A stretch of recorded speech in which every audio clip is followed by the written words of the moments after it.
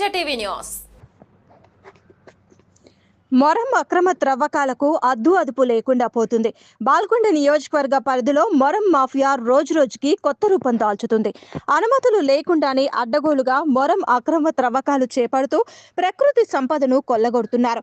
మోర్తాడ్ మండలంలోని తిమ్మపూర్ గ్రామంతో పాటు చుట్టుపక్కల గ్రామాల్లోని పరిసర ప్రాంతాల్లో ఉన్న గుట్టలను తవ్వి బొందలగట్టుగా మారుస్తున్నారు. మొరం త్రవ్వకాల పేరుతో కొండల్ని సైతం పిండి చేస్తున్నారు. అనుమతులు లేకుండా యథేచ్ఛగా అక్రమ మొరం త్రవ్వకాలు జరుగుతున్నా సంబంధిత అధికారులకు సమాచారం అందినా పట్టించుకోకపోవడం పట్ల పలు అనుమానాలకు దారితీస్తుంది. అనుమతులు లేని మొరం త్రవ్వకాలతో పర్యావరణానికి ముప్పు వాటిల్లుతుంది.